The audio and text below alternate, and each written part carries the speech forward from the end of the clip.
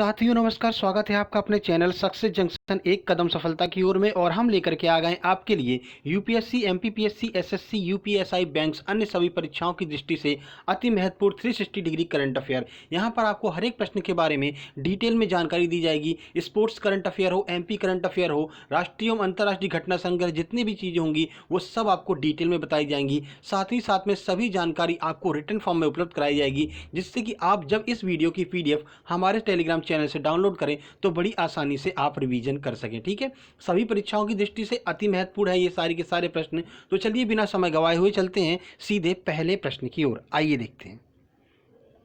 तो देखिए, पहला प्रश्न है, पुस्तक एग्जाम वॉरियर के नवीन संस्करण का विमोचन किसके द्वारा किया गया है? ऑप्शन ए है उपराष्ट्रपति M Venkaiah Naidu, option B है CJI Sharad Arvind Bobde, option C है प्रधानमंत्री नरेंद्र मोदी, या फिर ऑप्शन नंबर डी है राष्ट्रपति रामनाथ कोविंद। आइए देखते हैं सही आंसर क्या है। सही आंसर है सी, यानी कि प्रधानमंत्री नरेंद्र मोदी जी के द्वारा यहाँ पर एग्जाम वॉरियर के नवीन संस्करण का विमोचन किया गया है। आइए इस पुस्तक के बारे में आपको कुछ विशेष जानकारी देते हैं जो आपकी परीक्षा की दृष्टि से अति महत्वपूर्ण साबित हो सकती है। आइए देखते हैं। तो देखिए, प्रधानमंत्री नरेंद्र मोदी जी के द्वारा लिखी गई पुस्तक एग्जाम वॉरियर का विमोचन किया गया है। यह पुस्तक परीक्षा के समय छात्रों एवं परिवारजनों को परीक्षा के दबाव से निपटने के विभिन्न सुझाव देती है। इस पुस्तक का प्रथम संस्करण 2018 में जारी किया गया था और इस पुस्तक का संस्करण 15 भाषाओं में जारी किया गया था एवं इस पुस्तक की ब्रेल लिपि जो है वो 4 जनवरी 2020 को जारी की गई थी। तो देखिए, ये प्रश्न किस तरह से आपकी परीक्षा में आ सकता है। अगर एमपीपीएससी में ये प्रश्न आएगा तो कथन वाला प्रश्न यहाँ से बनेगा कि पहला और दूसरा ऑप्शन सही है, दूसरा या तीसरा ऑप्शन सही है। और इन प्रश्नों को आप तभी सॉल्व कर सकते हैं जब आपको इस प्रश्न के बारे में बहुत डीपली जानकारी होगी। तो ये पूरी जानकारी आपके लिए महत्वपूर्ण है कि पहला संस्करण जो है वो 2018 में आया था, 15 भाषाओं में ये पुस्तक लिखी गई है। साथ ही साथ में जो इसकी ब्रेल लिपि है, जो ब्रेल वाला संस्करण है, वो 4 जनवरी 2020 को जारी किया गया था। तो एक ही प्रश्न में आपके 5 से 6 प्रश्न यहाँ पर क्लियर हो रहे हैं। तो ऐसे ही हर एक प्रश्न की आपको डिटेल में जानकारी लेकर के चलना है, क्योंकि अभी जो आईबी का एग्जाम हुआ था उसमें ऐसे ही प्रश्न पूछे गए थे। ज़्यादातर करंट अफेयर के प्रश्न आपके कथन वेस्ट प्रश्न ही आए थे। चलिए अगले प्रश्न की ओर चलते हैं। प्रश्न नंबर 2 की बात करते हैं। तो देखिए, प्रसिद्ध देवी शंकर अवस्थी पुरस्कार किसे दिया गया है? बहुत ही महत्वपूर्ण प्रश्न है ये आपकी परीक्षा की दृष्टि से। ऑप्शन ए है रघुवीर सहाय, ऑप्शन बी है एम कृष्णकांत, ऑप्शन सी है आशुतोष भारद्वाज, या फिर ऑप्शन नंबर डी है राहुल अवस्थी। तो किसे प्रसिद्ध देवी शंकर अवस्थी पुरस्कार दिया गया है? आइए सही आंसर देखते हैं। सही आंसर है सी, यानी कि आशुतोष भारद्वाज को प्रसिद्ध देवी शंकर अवस्थी पुरस्कार दिया गया है। आइए इस पुरस्कार के बारे में आपको कुछ जानकारी देते हैं। तो देखिए, प्रसिद्ध देवी शंकर अवस्थी पुरस्कार हिंदी गद्य पत्रकार और आलोचक आशुतोष भारद्वाज को उनकी रचना पितृवध के लिए दिया गया है। तो कौन सी रचना उन्होंने की है? तो पितृवध नाम की एक रचना लिखी है जिसके लिए इन्हें प्रसिद्ध देवी शंकर अवस्थी पुरस्कार दिया गया है। और ये एक गद्य पत्रकार एवं आलोचक हैं। ठीक है, आगे चलते हैं। अब आशुतोष भारद्वाज की कुछ समय पहले एक और पुस्तक आई थी जिसकी वजह से चर्चा में बने हुए थे। तो आशुतोष भारद्वाज का एक आशुतोष भारद्वाज जो हैं वो एक देसी अंग्रेजी पत्रकार हैं। बस्तर के ऊपर उनके अनुभव पर लिखी गई किताब द डेथ ट्रैप के नाम से प्रकाशित हुई थी और विवादों में रही थी। जैसा कि आपको पता है, छत्तीसगढ़ का एक जिला है बस्तर, वहाँ पर कुछ समय पहले हत्याकांड हुआ था। तो उसके ऊपर इन्होंने एक किताब लिखी थी द डेथ ट्रैप, और ये जो है विवादों में रही थी। इसकी वजह से ये चर्चा में आए थे और यह प्रश्न उस समय बना भी था बीपीएससी के एग्जाम में। इसलिए ये प्रश्न आपके एमपीपीएससी की दृष्टि से भी महत्वपूर्ण हो सकता है। इनकी जो भी लेटेस्ट किताब आई है जिसके लिए इन्हें यह पुरस्कार भी मिला है। चलिए आगे बढ़ते हैं, प्रश्न नंबर 3 की ओर चलते हैं। तो देखिए, प्रश्न नंबर 3, अभी हाल ही में इनमें से किस मंत्री ने मधु क्रांति पोर्टल को लॉन्च किया है? एमपीपीएससी की दृष्टि से बहुत ज़्यादा महत्वपूर्ण है और अन्य सभी परीक्षाओं के लिए भी महत्वपूर्ण है। एमपी के एग्जाम्स के लिए क्यों महत्वपूर्ण है वो भी हम आपको बताएंगे। आइए देखते हैं। ऑप्शन है नरेंद्र सिंह तोमर, ऑप्शन बी है मेनका गांधी, ऑप्शन सी है धर्मेंद्र प्रधान, या फिर ऑप्शन नंबर डी है पीयूष गोयल। तो अभी किसने मधु क्रांति पोर्टल को लॉन्च किया है? आइए देखते हैं। सही आंसर है ए, यानी कि नरेंद्र सिंह तोमर ने मधु क्रांति पोर्टल को लॉन्च किया है। अब देखिए, नरेंद्र सिंह तोमर जो है कहाँ से निर्वाचित होकर गए हैं? तो मध्य प्रदेश से निर्वाचित होकर के गए हैं। इसलिए इन्होंने जो ये पोर्टल लॉन्च किया है ये एमपीपीएससी या फिर मध्य प्रदेश की सभी परीक्षाओं की दृष्टि से बहुत ज़्यादा महत्वपूर्ण है। चलिए देखते हैं इसके बारे में कुछ जानकारी। तो देखिए, केंद्रीय कृषि एवं कल्याण मंत्री नरेंद्र सिंह तोमर ने 7 अप्रैल 2021 को पोर्टल मधु क्रांति और द हनी कॉर्नर पोर्टल को लॉन्च किया है। तो 2 पोर्टल इन्होंने लॉन्च किए हैं और एक केंद्रीय कृषि एवं कल्याण मंत्री हैं कौन, नरेंद्र सिंह तोमर। मधु क्रांति और द हनी कॉर्नर, ये 2 इन्होंने पोर्टल को लॉन्च किया है। जिसका उद्देश्य क्या है, तो इसका उद्देश्य है किसानों की आय में वृद्धि करना। अब देखिए मधु क्रांति से क्या होगा, तो मधु क्रांति राष्ट्रीय मधुमक्खी बोर्ड की एक पहल है। इसका उद्देश्य क्या है, तो देखिए इसका उद्देश्य शहद एवं शहद से बने उत्पादों को डिजिटल प्लेटफॉर्म पर बेचने का कार्य करना है। यानी कि अब जो है ऑनलाइन डिलीवरी हुआ करेगी शहद की एवं शहद से बने प्रोडक्ट की। यही मधु क्रांति का यहाँ पर उद्देश्य है। ठीक है, चलिए अगले प्रश्न की ओर चलते हैं। प्रश्न नंबर 4 की बात करते हैं। तो प्रश्न नंबर 4 बहुत महत्वपूर्ण है। अभी हाल ही में किस भारतीय प्रोफेशनल रेसलर को WWE हॉल ऑफ फेम में शामिल किया गया है। बहुत ही लेटेस्ट और बहुत ही मतलब कि एक तरह से बहुत विशेष तरह का प्रश्न है, क्योंकि ये वर्ल्ड स्तर पर यहाँ पर नाम रोशन किया है भारत का। ऑप्शन ए है विजेंद्र कुमार, ऑप्शन बी है द ग्रेट खली, ऑप्शन सी अमित पंघाल, या फिर ऑप्शन नंबर डी है गामा पहलवान। चलिए इसका आंसर देखते हैं। तो सही आंसर है बी, यानी कि द ग्रेट खली को अभी WWE के हॉल ऑफ फेम में शामिल किया गया है। चलिए इस प्रश्न के बारे में कुछ जानकारी आपको बताते हैं जो आपकी परीक्षा की दृष्टि से बहुत ज़्यादा महत्वपूर्ण हो सकती है। आइए देखते हैं। तो द ग्रेट खली का WWE हॉल ऑफ फेम 2021 में शामिल किया गया है इन्हें। इनका वास्तविक नाम क्या है, तो इनका वास्तविक नाम है दिलीप सिंह राणा, जो इनका ऑफिशियली नाम है, और खली के नाम से ये जाने जाते हैं। देखिए खली ने 2006 में द डेड मैन अंडरटेकर को हरा करके एकाएक ये जो है चर्चा में आ गए थे। इन्होंने 2006 में अंडरटेकर को हरा दिया था, जिसकी वजह से एकाएक चर्चा में आ गए थे। और देखिए इनके कद की बात करते हैं तो 7 फुट 1 इंच लंबे द ग्रेट खली ने जो है WWE के कई सुपरस्टार जैसे कि जॉन सीना, बटिस्टा, केन आदि सभी को टक्कर दी है। ठीक है, तो बस आपको इतना याद रखना। इनका जो आधिकारिक ऑफिशियल नेम क्या है, तो दिलीप सिंह राणा इनका ऑफिशियल नेम है। इन्हें 2021 में WWE के हॉल ऑफ फेम में शामिल किया गया है और इसमें शामिल होने वाले ये भारत के पहले यहाँ पर रेसलर हो गए हैं। ठीक है, चलिए प्रश्न नंबर 5 की ओर चलते हैं। देखिए प्रश्न नंबर 5, अभी हाल ही में किस दिन CRPF का 56वां शौर्य दिवस मनाया गया है। आपको शब्दों पर गौर करना है। यहाँ पर शौर्य दिवस की बात की जा रही है, ना कि स्थापना दिवस की बात की जा रही है। स्थापना दिवस कब मनाया जाता है वो भी हम आपको बताएंगे, लेकिन यहाँ पर 56वां शौर्य दिवस मनाया गया है। और क्यों मनाया जाता है शौर्य दिवस वो भी हम आपको यहाँ पर बताएंगे। देखिए ऑप्शन ए है 1 अप्रैल, ऑप्शन बी है 9 अप्रैल, ऑप्शन सी 8 अप्रैल और ऑप्शन नंबर डी है 7 अप्रैल। तो कब CRPF का शौर्य दिवस मनाया गया है, आइए देखते हैं इसका आंसर। सही आंसर है बी, यानी कि 9 अप्रैल को CRPF का शौर्य दिवस मनाया गया है। क्यों मनाया जाता है, आइए उसके बारे में पूरी जानकारी आपको देते हैं। तो देखिए केंद्रीय रिजर्व पुलिस बल 56वां शौर्य दिवस 9 अप्रैल को CRPF के जाबाज जवानों को याद करते हुए मनाया गया। इस दिन 1965 में CRPF की एक छोटी सी टुकड़ी ने गुजरात के कच्छ में बड़ी संख्या में आक्रमणकारी पाकिस्तानी सैनिकों को हरा करके इतिहास रच दिया था। यानी CRPF की एक छोटी सी टुकड़ी यहाँ पर गश्त कर रही थी और जो पाकिस्तानी सेना थी उनके बहुत सारे आक्रमणकारी आ गए थे, फिर भी CRPF के जाबाज जवानों ने उनका सामना किया और उनको हरा करके इतिहास रचा था। इस वजह से जो है शौर्य दिवस इस दिन मनाया जाता है। ठीक है, कब, 9 अप्रैल को। अब देखिए महत्वपूर्ण स्टैटिक के प्रश्न बनेंगे, वो भी हम आपको बता देते हैं। पहले बता दें आपको कि 34 पाकिस्तानी सैनिकों को मार गिराया था और 4 सैनिकों को यहाँ पर जिंदा पकड़ लिया था CRPF की टुकड़ी ने, CRPF के जाबाज जवानों ने। चलिए बात करते हैं CRPF का मुख्यालय कहाँ पर है, तो नई दिल्ली में CRPF का मुख्यालय है। CRPF का गठन कब किया गया, तो 27 जुलाई 1939 को CRPF का गठन किया गया था। तो CRPF का स्थापना दिवस क्या हो जाएगा, 27 जुलाई CRPF का स्थापना दिवस है। याद रखिएगा, कन्फ्यूज नहीं होना है। और 9 अप्रैल जो है वो शौर्य दिवस के रूप में मनाया जाता है। CRPF के वर्तमान महानिदेशक कौन है, तो कुलदीप सिंह जो है वो CRPF के वर्तमान महानिदेशक हैं। CRPF का आदर्श वाक्य आपसे पूछा जा सकता है, तो सेवा और वफादारी CRPF का आदर्श वाक्य यहाँ पर हो जाएगा। देखिए सारी चीज़ें आपको हम रिटन फॉर्म में उपलब्ध करा रहे हैं, जिससे जब आप हमारे सक्सेस जंक्शन टेलीग्राम चैनल से इसको डाउनलोड करेंगे PDF को, तो आपको पढ़ने में, रिवाइज करने में कोई भी परेशानी नहीं होगी। या जब आप दोबारा वीडियो देखेंगे तो वीडियो देखने के बाद भी आपको रिवाइज करने में कोई परेशानी नहीं होगी। नहीं तो अगर हम चाहते तो टिक मार के आगे बढ़ते चले जाते, लेकिन फिर आपको रिवाइज करने में बहुत परेशानी होती। इसलिए हम सारी चीज़ें आपको रिटन फॉर्म में यहाँ पर उपलब्ध करा रहे हैं। टेलीग्राम ऐप पर जाइए, वहाँ पर सर्च कीजिए सक्सेस जंक्शन और वहाँ से आप हमारा चैनल देख सकते हैं, हमारा लोगो देखने को मिल जाएगा। टेलीग्राम चैनल ज्वाइन कर लीजिए और पुरानी जितनी भी सारी वीडियो डली हुई हैं, साथ ही साथ में प्रैक्टिस सेट जो हम आपके MPPSC के एग्जाम्स के लिए लेकर के आ रहे हैं, वो सारे के सारे प्रैक्टिस सेट आपको वहाँ पर देखने को मिल जाएंगे। हर एक यूनिट के प्रैक्टिस सेट आपको देखने को मिल जाएंगे। चलिए आगे बढ़ते हैं, प्रश्न नंबर 6 की बात करते हैं। तो मंगल ग्रह पर काम करने वाला दुनिया का अब तक का सबसे पुराना अंतरिक्ष यान कौन सा है, जिसने मंगल ग्रह पर सबसे पहले काम चालू किया था? ऑप्शन ए है ओडिसी, ऑप्शन बी है अपोलो, ऑप्शन सी है मॉम, या फिर ऑप्शन नंबर डी है इनमें से कोई नहीं। चलिए आंसर देखते हैं।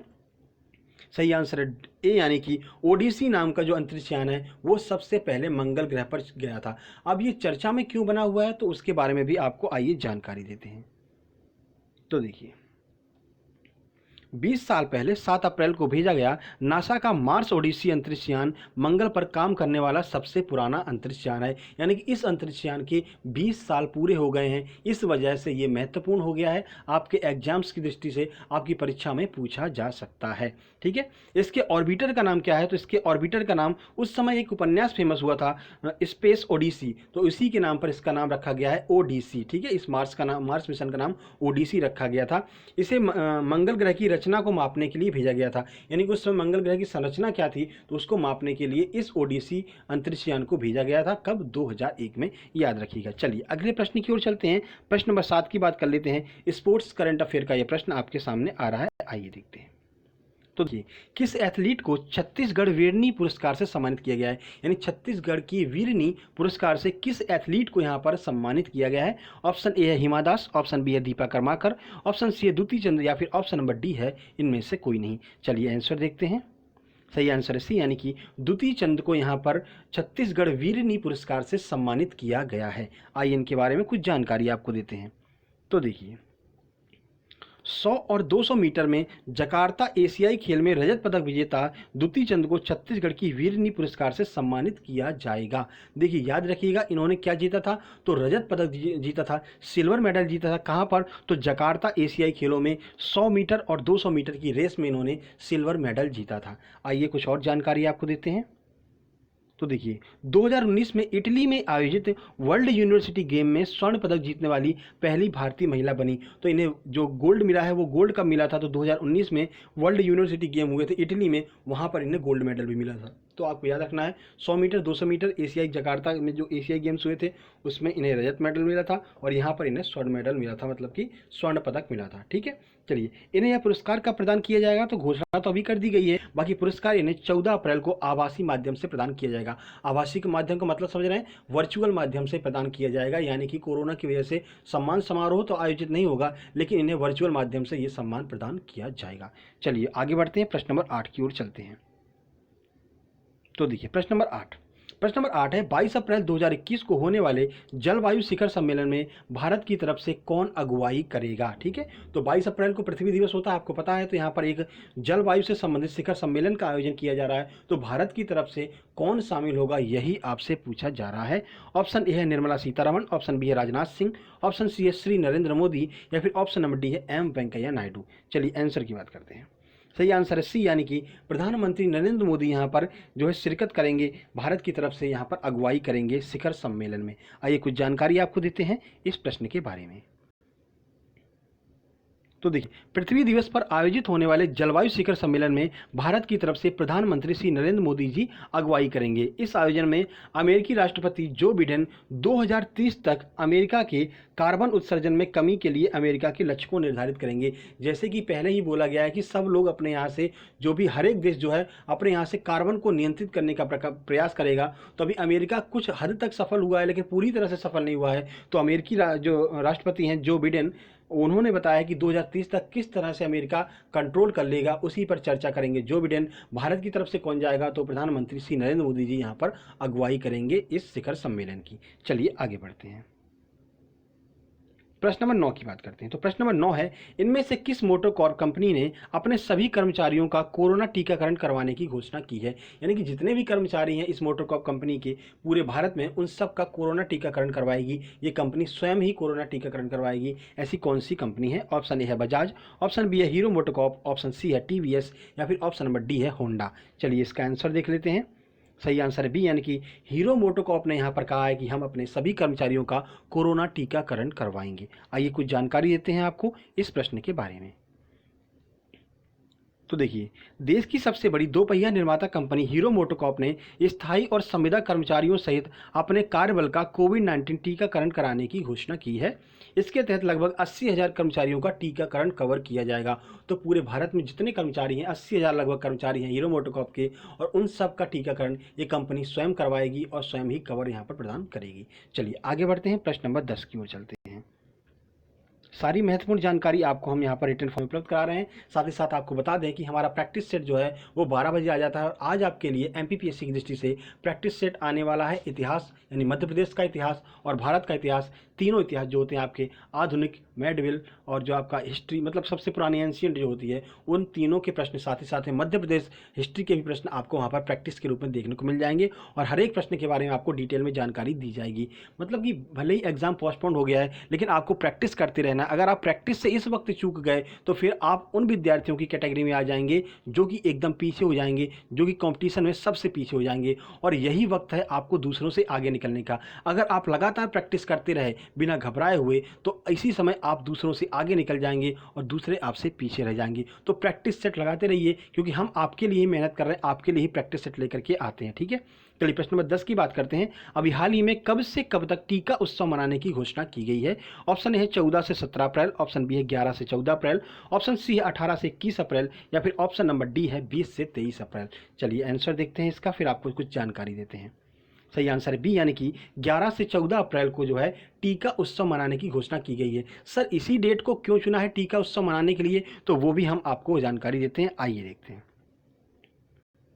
तो देखिए, प्रधानमंत्री नरेंद्र मोदी ने 11 अप्रैल से 14 अप्रैल तक टीका उत्सव मनाने की घोषणा की है। 11 अप्रैल को ज्योतिबा फुले की जन्मतिथि है तथा 14 अप्रैल को डॉक्टर भीमराव अंबेडकर की जन्मतिथि है। ठीक है, तो आपको समझ में आ गया कि 11 से 14 की डेट क्यों चुनी गई है, क्योंकि 11 अप्रैल को ज्योतिबा फुले की जन्मतिथि है और 14 अप्रैल को डॉक्टर भीमराव अंबेडकर की जन्मतिथि है, इसलिए इन दोनों तिथियों को टीका उत्सव के लिए चुना गया है। अब इस उत्सव का उद्देश्य क्या है, तो इस उत्सव का उद्देश्य इन तिथियों के मध्य में, यानी कि 11 से 14 अप्रैल के मध्य में अधिक से अधिक लोगों को कोरोना वैक्सीन लगाना इसका उद्देश्य है। इस वजह से टीका उत्सव की शुरुआत की गई है। ठीक है, और कोरोना वैक्सीन लगवाने के लिए उपहार योजना किसके द्वारा चालू की गई है, हमने कल ही आपको बताया था, और यही आज का आपका प्रश्न है कि जो है कोरोना वैक्सीन लगवाने के लिए उपहार योजना किस राज्य सरकार के द्वारा चालू की गई है। बाकी हम रोज आपसे एक प्रश्न पूछते हैं और जो भी लोग यहाँ पर आंसर देते हैं उनका नाम वीडियो के लास्ट में लिया जाता है। तो कल भी हमने आपसे एक प्रश्न पूछा था, तो किस किसने सही आंसर दिया था और कल का क्या प्रश्न था उसकी भी जानकारी हम आपको देते हैं। आज का प्रश्न याद रखिएगा, कोरोना वैक्सीन लगवाने के लिए उपहार योजना की शुरुआत किस राज्य सरकार के द्वारा की गई है? आपको आंसर कमेंट बॉक्स में कमेंट करना है। उस राज्य के मुख्यमंत्री, उस राज्य के राज्यपाल कौन है, उस राज्य की अगर कुछ विशेषता आपको पता हो तो वो सारी चीज़ें चाहे गूगल से सर्च कीजिए, चाहे कहीं से सर्च कीजिए, टाइप कर दीजिए। अगर आप टाइप कर देंगे कमेंट बॉक्स में तो वो चीज़ें कमेंट बॉक्स में नहीं, आपके दिमाग में छप जाती हैं। वो चीज़ें फिर आप कभी नहीं भूल सकते हैं। जैसे ही आपके एग्जाम में आएगा आप तुरंत टिक करके उसको आगे निकल जाएंगे, और अगर ज़्यादा से ज़्यादा सर्च करेंगे तो मेंस में भी आपके लिखने के काम में आ सकता है। चलिए कल के प्रश्न की बात करते हैं। तो कल के प्रश्न का सही उत्तर था फ्लिपकार्ट। कल हमने आपसे पूछा था कि हरियाणा राज्य सरकार ने किससे जो है यहाँ पर ज़मीन आवंटित की है 140 एकड़। तो यहाँ पर सही आंसर था ई कॉमर्स कंपनी फ्लिपकार्ट को यहाँ पर 140 एकड़ ज़मीन आवंटित की गई है हरियाणा सरकार के द्वारा। किस किसने सही आंसर दिया था, आइए उनके बारे में आपको जानकारी देते हैं। तो मोनिका शर्मा, संध्या पाटले, संगीता धुर्वे, श्वेता गौतम, अवंतिका शुक्ला, इन लोगों ने बिल्कुल सही आंसर दिया था, जिसमें से संध्या पाटले और श्वेता गौतम जी ने बहुत डिटेल में पूरी जानकारी लिखी। इन्होंने ये तक बताया कि फ्लिपकार्ट की मतलब की स्थापना कब की गई है, ठीक है, CEO कौन है, ये सारी जानकारी इन्होंने दी है। ठीक है, तो हम भी चाहते हैं कि आप जो है सारी चीज़ें, जो भी प्रश्न हम आपसे पूछते हैं उसके बारे में डिटेल में जानकारी कहीं से भी इकट्ठा करें, टाइप जरूर करें। टाइप करने से क्या होगा, चीज़ें आपको हमेशा के लिए याद हो जाएंगी। ये वीडियो आपको पसंद आए, वीडियो को लाइक कीजिए, दोस्तों के पास शेयर कीजिए, चैनल को सब्सक्राइब करके नोटिफिकेशन बेल जरूर दबा लीजिए। और आज आपके लिए 12 बजे आने वाली है मध्य प्रदेश इतिहास और भारतीय इतिहास की प्रैक्टिस सेट। हर एक प्रश्न के बारे में डिटेल में आपको जानकारी देनी होगी, जानकारी हम देंगे। और साथ ही साथ में आपको ये बता दें, प्रैक्टिस आपको करते रहना है, और ये करंट अफेयर वाली वीडियो आपको डेली देखना है, क्योंकि यहाँ से आपका MPPSC वालों का यूनिट 8 बिल्कुल क्लियर, क्रिस्टल क्लियर हो जाएगा। ठीक है, यूनिट 8 को लेकर के आपको बिल्कुल भी परेशान नहीं होना है। जब तक आपका एग्ज़ाम आएगा यूनिट 8 जो है वो आपकी मुट्ठी में होगा। ठीक है, चलिए जल्द ही मिलते एक नई वीडियो में, तब तक के लिए नमस्कार, धन्यवाद।